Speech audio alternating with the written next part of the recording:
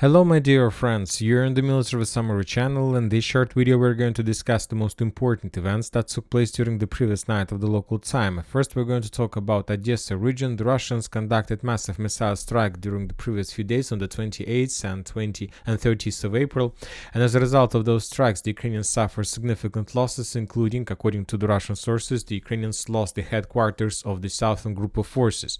Furthermore, after another Russian missile arrival, the Ukrainians were forced to block the entire area in Odessa in the vicinity of the railway station. Currently there is an evacuation process. A lot of ambulances arrived in the area, so as we understand the losses were very heavy. Now we're moving further to Zaporozhye area, to Robotyne. After the Russians managed to establish complete control over the more than 60% of the village, the clashes stopped. Maybe there are very heavy clashes right now, but we stopped receiving any updates. The Russian sources published the videos and photos of the ruins that left after Robotyne, so the clashes and assault operation is ongoing. Now we are moving to Urozhaine area. The Ukrainian sources confirmed the Russian progress in the southern outskirts of the village. The Ukrainians, adjusted the map, showing and confirming additional Russian advance on the southern part of the village. We have adjusted the map a few days ago. Now the Ukrainian sources adjusted the same and did the same thing. The Russians continue pressure and continue media attack on Ugledar. Today we got another video on how the Russians were dropping the lists and dropping the papers, suggesting the Ukrainians in Ugledar to surrender. Maybe this is the part of, a mental mental attack on Ukrainians, forcing them to surrender and to, lay down their arms. But according to the Russians, almost every single week, 20-30 soldiers of the armed forces of Ukraine from Ugledar direction surrender. Now we're moving further in direction of Avdiivka to Ocheretina Flower. We have a lot of very interesting updates. Most of the mappers have already updated their maps, showing this gray zone, this white area that you can see in front of your screen as the territory under Russian control. Yet we haven't received even a single geolocated video confirmations. We're not saying that the Russians haven't managed to establish control over the territory, we're just saying that we haven't received any geolocations confirming this. And today we continue receiving additional updates according to the Russian sources, according to the Ukrainian sources and the Russian sources as well.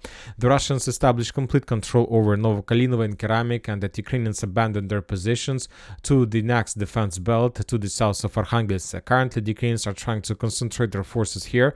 It's like evacuation checkpoint for further evacuation, further falling back to the north in direction of Arkhanhelske. The Russians are pushing and the Ukrainians are retreating. Another important thing, so when talking about Keramik and Novokalinovka, everything is clear to us. Most likely the Minister of Defense of Russian Federation either today or tomorrow will confirm the information, and without geolocations we will adjust the map. But the most important update is coming from the western flank of Arkhangelsk. The Russians continued, digging in deeper between Novoalexandrovka and Arkhangelsk, trying to semi-circle Arkhangelsk from the west and from the south.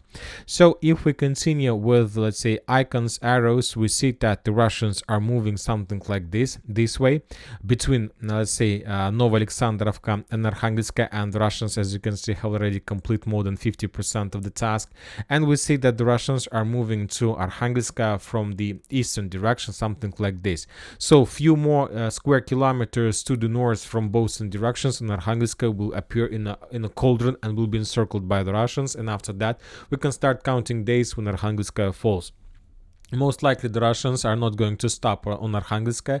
They will continue moving further to the north with the purpose to collapse to break the entire defense belt in Toretsk, New York, and Alexandropol. So the main goal for the Russian attack to Arkhangelsk is to defeat the Ukrainians in Toretsk agglomeration. Very interesting details we got on the line between Sokol and Solovyovo. As you can see, we have adjusted the map. Today the Ukrainian sources published the video of how they were bombing the Russian soldiers and the Russian infantry along this line. The Russians were on this video. The Russians were trying to conduct another offensive operation to make, fast and unexpected rush in direction of Sokol, but the Russians were stopped as a result of artillery fire in this area, which confirms the complete Russian control over the rich network of the fortifications between Solovyovo and Sokol itself. So the Russians, we can say, start storming the area, and most likely sooner or later they will be able to enter the village. And the main purpose of the Russians order to not just to establish control over this small village by the name of Sokol. The most important goal the Russians are planning to achieve is to collapse the Ukrainian defense belt to the north in this, let's say, rich network of fortifications. If the Russians can capture this, let's say, stronghold, then they will be able to secure the Cheretina southwestern and the western flanks, and they will be able, let's say, continue moving further to the north to semi-encircle Arkhanhelske and maybe even semi-encircle Novoalexandrovka. Now we are moving further to the west, to the northeast in direction of Chasov Yar. We continue receiving a lot of very interesting updates. Currently, the Russians are no longer able, or there are some very heavy clashes between Kalinovka and Bogdanovka, so we have no changes, no updates.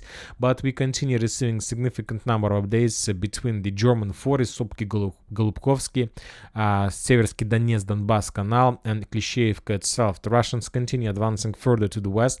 The Russians established complete control over, let's say, German forest. They captured the area and reached Seversky Donetsk Donbass Canal, and now the Russians are trying to do the same in Stupki Golubkovsky forest, so let's say along this line. And most likely during the next days, and the Russians, maybe even during this, by the end of the weekend, by the end of this week, the Russians will be able to capture this territory, and then at least one part of the global offensive operation to Chasov Yar will be completed. Very interesting details are coming from Klishevka area, more precisely between Ivanovska and Klishevka. If you remember, a few weeks ago, the Ukrainians conducted, let's say, an unexpected offensive operation and captured this tree line, and now the Russians were trying to, let's say, restore or control over the lost positions. The Ukrainian sources published the video of how they were FPV droning the counter-offensive Russian forces, how they destroyed, let's say, few, let's say, tanks and personnel carriers, abandoned tanks and abandoned personnel carriers with FPV drones, which confirms that the Russians were conducting counter-offensive operation, and most likely as a result of that attack, the Russians restore control over this tree line. For now, we don't have geolocations confirming this. The only thing we have is the area where the Russian tanks and armored vehicles were damaged and destroyed by Ukraine FPV drones. So this is the situation on this direction. We continue receiving updates from Spornaya. The Russians continue bombing and pummeling the Ukrainian forces along the tree lines on the southern part and the southern axis. Most likely, Spornaya will be attacked by the Russians within even maybe minutes or hours or days, and this is a vital question for the Russians. They need to capture this stronghold, the village, with the purpose to, let's say, open to get the operational space, with the purpose then to attack the Ukrainian forces and to the, let's say, eastern flank of Ukrainian forces that located on the, let's say, Vyemka railway station. So the Russians need to bypass the area to move further, let's say, to the west, like this. But for now, just the clashes in the vicinity of Sporna Bilogorovka, we haven't received anything. The Ukrainians continue their counter-offensive operation in Terny direction. If you remember, during during December, November, January, and March, the Russians made significant number of attempts to attack the Zhiribets river, but most of those attacks were repelled by the Ukrainians. The Russians suffered significant losses. Hundreds of tanks, vehicles, and different armored vehicles were destroyed. During those attacks, the Russians become pretty exhausted on this direction. So now the Ukrainians feel the Russian weakness on this direction, and the Ukrainians decided to start their own offensives in direction of Tarskoye salient. So the Ukrainians are going to attack this area with the purpose to cut the Russian salient and to force the Russians to fall back again to Dubrova and Kuzmina. The Ukrainian sources published even the video of 92nd Storm Assault Brigade of how they were attacking the Russian forces, FPV droning, and after that they start even a clearing operation. So more or less the Ukrainians developed their situation on this direction very successful in comparison with the Russians. But maybe another situation is that the Russians realize that they are no longer able to bypass the fields between these, let's say, Zhiribets river and Dubrova, so that's why they decided to fall back a little bit, forcing the Ukrainians to leave their strongholds and also to enter the open fields.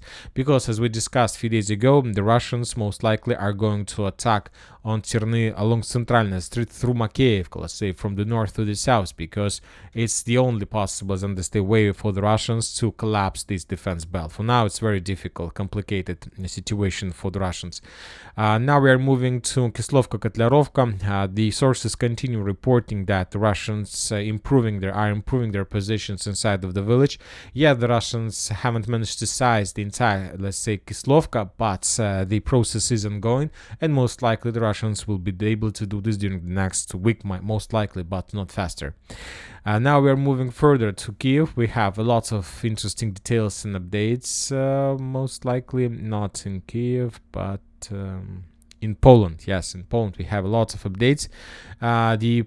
Poland is to increase the number of Polish army's reservists from 20,000 to 150,000 and train them, let's say, alongside regular troops. This is an important thing. And another important statement is that Poland has formally submitted a request to the United States regarding the deployment on the stationing of the U.S. nuclear weapons in Poland. I'll remind you that Belarus, the closest neighbor to Poland, has already received nuclear weapon from Russia, and now Poland is going to do the same, and most likely they are going to do this, and there is no doubts about this.